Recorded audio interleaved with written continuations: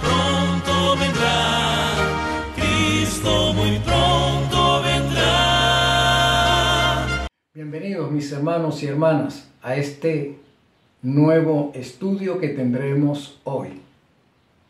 Es un placer para mí estar en sintonía junto contigo.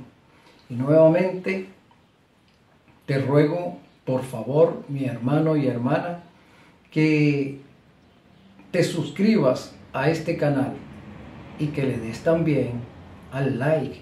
De esa manera nos ayudarás a seguir transmitiendo estos programas y expandiendo el mensaje de la salvación a todas las personas que estén deseando tener una relación con Cristo en función de su salvación. Bien, quiero invitarte a que oremos en este momento. Cierra tus ojos y pidamos la unción del Espíritu Santo. Bendito y amante Consolador, danos, Señor, en esta hora la unción para poder discernir y ser iluminados para tu honra y gloria. Y también, Señor, para que podamos continuar en el ascenso hacia la salvación. Perdona, Jesús, nuestros pecados. En tu nombre lo suplicamos. Amén. Bien, mis amados, quiero seguir ahondando un poco más acerca de las falsas o los falsos reavivamientos que se han estado efectuando últimamente en nuestro mundo, en el mundo cristiano.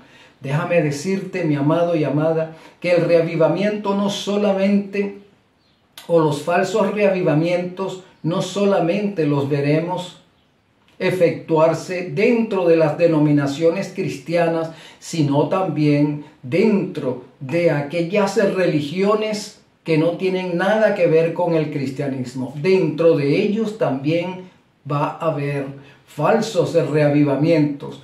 ¿Por qué? El objetivo de Satanás es mantener cautivo a los hombres y mujeres en sus redes, en sus religiones falsas, en sus conceptos falsos, en sus esperanzas falsas. Por eso es que habrá reavivamientos espirituales en todas las religiones del mundo. Quiero invitarte a buscar allí en el libro de Primera de Corintios, a partir del versículo 10, nos dice así: Os ruego, pues, hermanos, por el nombre de nuestro Señor Jesucristo, que habléis todos una misma cosa y que no haya entre vosotros divisiones, sino que estéis perfectamente unidos en una misma mente y en un mismo parecer. Porque he sido informado acerca de vosotros, hermanos míos, por los de Cloé, que hay entre vosotros contiendas. Quiero decir que cada uno de vosotros dice: yo soy de Pablo, y yo soy de Apolos, y yo de Cefas, y yo de Cristo. San Pablo está escribiendo a la iglesia de los Corintios. Hay problemas en la iglesia de Corinto, hay divisiones en la iglesia de Corinto. Ya desde el primer siglo, Satanás ha tratado de dividir la iglesia de Cristo, de destruir la iglesia de Cristo. Y una de las formas de destruirla es levantando contienda dentro del liderazgo y dentro de la hermandad común de la iglesia. Y San Pablo les está diciendo, les está rogando por el nombre de nuestro Señor Jesucristo, que todos debemos tener una misma mente. ¿Qué significa eso de tener una misma mente? Significa tener un mismo pensar. ¿Qué estaba pasando en Corinto? Unos pensaban una cosa, otros pensaban otro. A mí me parece que debemos actuar así. Y el otro dice, a mí me parece que tú estás equivocado porque yo creo que es de esta otra forma que lo debemos hacer. Recordamos que el gnosticismo, desde el mismo comienzo de la Iglesia Apostólica, se introdujo dentro de la Iglesia con la finalidad de corromperla. Los pensamientos gnósticos, los pensamientos griegos, las creencias griegas, algunas creencias que estaban contaminadas con las religiones asiáticas, con las religiones que siempre adversaron a la verdadera religión, la religión de Jehová Dios. Así que estas corrientes religiosas se armaron, por decirlo así, en un solo bloque que en nuestra actualidad presenta 1000 cabezas y las podemos llamar gnosticismo como nueva era, que no tienen una cabeza, no tienen una cola, sino 1000 cabezas, 1000 formas de pensar, 1000 criterios. A cada quien se le ocurre tener un criterio y forma parte de ese monstruo de 1000 cabezas llamado gnosticismo. De manera que esta corriente filosófica, esta corriente doctrinal entró a la iglesia desde tempranas horas. San Pablo les está diciendo un mismo pensar, una misma mente, un mismo pensar, una misma actitud, porque más adelante nos dice un mismo parecer, es decir, un mismo concepto, un mismo criterio. Es lastimoso observar cómo dentro de las doctrinas hay diferentes formas de pensar respecto a una doctrina. La doctrina de la deidad, por ejemplo. Cada denominación cristiana tiene un concepto de la doctrina de la deidad. Algunos no quieren aceptar que la deidad hebrea está conformada por 3 personas, distintas y diferentes, coexistentes y preexistentes. Hay otros que dicen que la doctrina de la deidad llamada Trinidad o Dios Triuno es perteneciente a una de las denominaciones cristianas apóstatas y por eso que no debemos creer en eso. Hay quienes dicen acerca de la doctrina cristológica que si Cristo era humano, que si Cristo era divino, que no podía ser las dos cosas, sino que tenía que ser una. Si era divino, era una apariencia. Mejor dicho, si era humano, era una apariencia. Porque si era Dios, no podía pecar, etcétera, etcétera, etcétera, hermanos. No había un criterio definido, determinante dentro de las doctrinas desde el comienzo. Pero en nuestra actualidad tenemos 28 creencias fundamentales, dirimidas, estudiadas, analizadas. No tenemos por qué divagar en esas creencias. Sin embargo, por causa de nuestra tendencia a no estudiarlas, a no analizarlas, a no contemplarlas, entonces tenemos diferentes pareceres. Eso es sin meternos en lo que es la praxis. Algunos dicen que no importa la forma en que vayamos al culto, lo importante es que vayamos. Si vamos vestidos correctamente, si no vamos vestidos correctamente, si vamos semidesnudos, no importa, eso no importa. Lo importante es ir al culto porque Dios ve es tu interior, Él no ve tu exterior. Otros dicen que es importante eso porque vamos a la presencia del Creador, a la presencia del Rey. Algunos dicen que no importa lo que tú comas porque ya Dios santificó todo en la oración. Otros dicen que es importante porque la salud del cuerpo es importante conservarla porque somos templo del Espíritu Santo.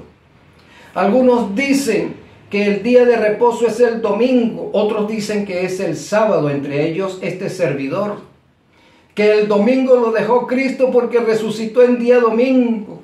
Y el domingo es el día de los cristianos y el sábado es el día de los judíos. Otros dicen que al morir nos vamos al cielo inmediatamente. Otros dicen que si somos malos nos vamos para el infierno o nos envían al infierno. Diferentes formas de pensar doctrinariamente en nuestros días aplicando eso. Últimamente han aparecido por las redes sociales algunos reavivamientos espirituales. Y muchos de nosotros estamos, algunos asombrados, otros admirados, porque al fin ha llegado el reavivamiento espiritual. Pero lamentablemente hay reavivamientos falsos y va a haber un reavivamiento legítimo. Y nosotros tenemos que saber diferenciarlos. ¿Cuál es el legítimo y cuál es la imitación? En ese sentido, quiero leerte un párrafo que está en el libro Primeros Escritos, en la página 6. Mira cómo dice: vi que las señales, los prodigios y las falsas reformas aumentarían y se extenderían. Las reformas que me fueron mostradas no eran del error a la verdad. Interesante, van a haber señales. Que hayan esos reavivamientos espirituales, son señales. Prodigios, se van a obrar milagros en esos reavivamientos. Y las falsas reformas aumentarán y se extenderán. ¿Por qué será una falsa reforma? Porque no reforma a nadie. El reavivamiento, mi hermano y hermana, tiene que ir acompañado de una reforma. El reavivamiento legítimo conlleva una reforma. El reavivamiento falso no induce al ser humano a reformarse. Lo deja en su error, lo deja en sus costumbres, los deja en sus tendencias. No lo corrige, sino que lo conserva en el error, en una forma de vida que no es la correcta, pero prometiéndole que entrará al reino de los cielos. Y sigue diciendo el párrafo, mira, por ejemplo, en el Conflicto de los Siglos, la página 547 al 48 nos dice: hoy hay una agitación emotiva, mezcla de lo verdadero con lo falso, muy apropiada para extraviar a uno. No obstante, nadie necesita ser seducido, porque a la luz de la palabra de Dios no es difícil determinar la naturaleza de estos movimientos. Si somos estudiosos de la palabra de Dios, no tenemos por qué preocuparnos. No podremos ser extraviados cuando presenciemos estos eventos de reavivamientos. ¿Por qué? Porque la palabra nos dice cómo podemos nosotros diferenciarlos. La palabra nos alerta cuando es un falso reavivamiento o una imitación del reavivamiento y cuando es el reavivamiento legítimo. El reavivamiento legítimo, como dije anteriormente, induce al creyente a reformarse. No puede haber reavivamiento sin reforma, así como no puede haber reformas sin reavivamiento. Las dos son hermanas, son gemelas, van juntas. Cuando el creyente es reavivado, siente la necesidad del cambio, siente necesidad de ser transformado, busca la transformación porque desea agradar a Cristo. Ve su condición pecaminosa, ve sus hierros y entonces toma la decisión del cambio, de crecer espiritualmente, de cerrar sus filas con Cristo, de colocarse en las manos del Espíritu Santo. El creyente desea eso. El creyente desea estudiar las Escrituras. El creyente desea obedecer la ley de Dios. El creyente quiere alabar a nuestro Dios en la forma correcta. Esos son reformas, porque ha habido un reavivamiento. El reavivamiento se entiende cuando abres los ojos y te das cuenta que estás perdido, que has estado perdido y que posiblemente te pierdas si no entras en una reforma inmediatamente. Así es, mis amados. Donde quiera que los hombres descuidan el testimonio de la Biblia y se alejan de las verdades claras que sirven para probar el alma y que requieren abnegación y desprendimiento del mundo, podemos estar seguros que Cristo no dispensa allí sus bendiciones. Donde haya un reavivamiento, donde no se exalta la ley de Dios, donde haya un reavivamiento, donde los creyentes queden en su vida anterior, en su vida de desobediencia o en su vida cotidiana de desvíos morales, hermanos, eso es falso todo. Debemos tener mucho cuidado con eso. Me llama la atención en el párrafo anterior una agitación emotiva. El reavivamiento, mis hermanos, no es canto, canto, canto y cantos. El reavivamiento es humillación, humillación y humillación. El reavivamiento es reflexión, análisis, investigación de tu vida. Humillarnos delante de Cristo. Investigarnos nosotros mismos, evaluarnos si estamos en la fe, si hemos crecido en santidad. El reavivamiento no son cantos y danzas y movimientos y aplausos y más cantos. No, mi amado, el reavivamiento es humillación, contrición del corazón delante de Cristo, con temor y temblor, buscando la salvación, buscando a ver si dentro de nosotros encontramos algo que no ha sido cambiado, algo que no ha sido reformado. Ese es el verdadero reavivamiento. Y la reforma es que una vez habiéndote hecho el análisis, te levantas con el propósito de cambiarlo, no de medio cambiarlo, sino de cambiarlo, de colocarte en las manos del Espíritu Santo para que Él obre ese cambio en ti, para que te dé el poder del cambio. Y tú colocas tu voluntad en las manos del Espíritu Santo. Esa es la reforma. Ese es el reavivamiento legítimo que nosotros los adventistas estamos esperando. Y cuando digo nosotros los adventistas, mis hermanos, también tenemos que añadir que no todos los adventistas están gimiendo y clamando. No todos los adventistas están deseosos de que haya un reavivamiento, porque no todos los adventistas quieren entrar en una reforma. Aún quieren mantenerse en el mundo, en los gustos del mundo, en la iglesia, sentados en la iglesia, tomando parte en los programas de la iglesia, pero todavía con sus gustos del mundo, morando en ellos. Tenemos que reconocer eso.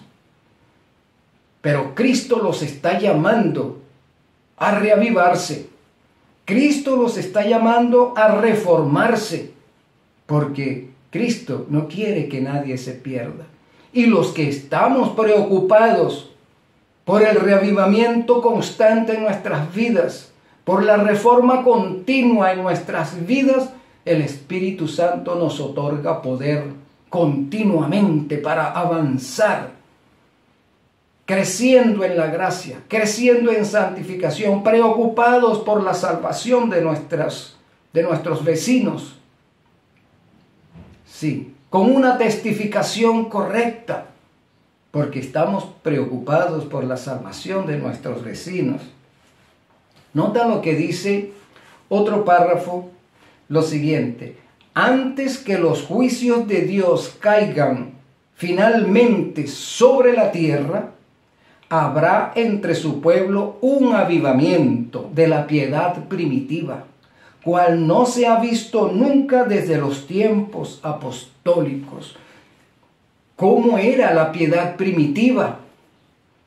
La piedad primitiva fue una entrega a Cristo totalmente, un desprendimiento total de las usanzas del mundo, un deseo ferviente de ser salvo, un deseo ferviente de parecerse a Cristo. Y la gente se desprendía de sus bienes, la gente compartía sus cosas y sus bienes con sus hermanos espirituales porque ya habían entendido que era mejor perderlos, si podemos utilizar ese término, perderlos compartiéndolos, que perderlos por haber sido arrebatados por sus perseguidores. De la misma manera, hoy en día, es mejor desprenderse de nuestros bienes para hacer avanzar la obra. Y avanzar la obra significa estar pendiente de los enfermos, de las viudas, de los huérfanos, de comprar literatura y enviarlas a otras partes del mundo, de comprar y regalar Biblias, porque es mejor utilizar nuestros bienes en eso a que venga el enemigo y nos lo arrebate, porque eso está profetizado también. En estos momentos hay partes en el mundo donde los gobiernos se apoderan de los bienes de los ciudadanos sin ninguna misericordia. Sí. El don profético nos anuncia que los impíos se apoderarán de tus bienes, se apoderarán de tus casas, de tus coches, de tu dinero, de tus siembras, de tus fincas se apoderarán. Y eso me llama mucho la atención cuando decimos vámonos para el campo para que sembremos allá, para salir de la ciudad y no nos toquen las plagas, mi hermano. Los impíos se apoderarán de tu finca, de tus cosechas. Nada quedará que tú puedas aprovechar. Sí, cuando caigan las plagas, cuando se dé el decreto a muerte, donde todo el mundo, como dijimos en otro programa, donde todo el mundo o que los gobiernos darán autoridad a la gente para que maten a los guardadores del sábado, para que se apoderen de sus bienes. Ese decreto viene juntamente con el decreto dominical, mi amado. Por eso, querer seguir conservando los bienes en nuestro tiempo es un engaño. Tenemos que reformar eso en nuestras mentes, porque ya no va a haber lugar donde esconderse, ya no va a haber lugar donde sembrar, porque las plagas estarán cayendo y las cosechas serán arruinadas. No va a haber agua con qué regar las plantas, hermanos. Tenemos que cambiar eso, renovar nuestra mente, como habíamos estudiado, como dice San Pablo en Efesios, ¿verdad? Cambiar nuestra forma de pensar. Fíjate lo que dice también más adelante en el mismo libro. El enemigo de las almas desea impedir que la obra del reavivamiento llegue a su tiempo para que produzca ese reavivamiento. Él tratará de evitarlo introduciendo una falsificación. Entonces, Satanás sabe que va a haber un reavivamiento en el pueblo de Dios. Los que están clamando y gimiendo serán reavivados, serán confirmados, Satanás lo sabe y por eso él va a desatar ese plan de reavivamientos falsos, de reavivamientos que imitarán en todo lo posible al reavivamiento legítimo, pero un reavivamiento de cantos, de emociones, de sentimientos, de explosiones, de música. Ese es su reavivamiento y la gente quedará confirmada en su error porque además irá acompañado de milagros portentosos. Preparémonos, mis amados, para ese tiempo que está próximo a venir. Hará aparecer como que la bendición especial de Dios es derramada sobre las iglesias que pueda colocar bajo su poder seductor, bajo las iglesias que pueda colocar bajo su poder seductor. No solamente las iglesias que corresponden al protestantismo o al catolicismo, también las iglesias nuestras congregaciones. Él también va a trabajar de manera ardua para que nuestras congregaciones queden bajo su poder hechicero. Sí, mi amado, allí se manifestará lo que se considerará como un gran interés por lo religioso. El mundo en sus reavivamientos va a pensar que están siendo bendecidos por Dios. El mundo vas a experimentar un celo vivo por la religión, así como aquel celo que experimentaba Pablo o Saulo de Tarso antes de convertirse. Era tanto su celo que perseguía a los cristianos. Asimismo va a suceder en nuestro tiempo. El celo que va a embargar a la cristiandad y al mundo entero va a ser tal que va a perseguir a los guardadores del sábado. Sí, un celo religioso que los va a confirmar en el error. Para terminar, mi amado y amada, Primeros Escritos 261 nos dice así: vi que Dios tiene hijos sinceros entre los adventistas nominales y las iglesias caídas. Y antes que sean derramadas las plagas, los ministros y la gente serán invitados a salir de esas iglesias y recibirán gustosamente la verdad. Satanás lo sabe, y antes que se dé el fuerte pregón del tercer ángel, despierta excitación en aquellas iglesias y organizaciones religiosas a fin de que los que rechazaron la verdad piensen que Cristo los acompaña. Si todas esas personas que están allí en Asbury, por ejemplo, ellos piensan que Cristo está allí derramando sus bendiciones. Ellos piensan que el Espíritu Santo está allí derramando su poder. Y todos ellos experimentan un algo en su ser.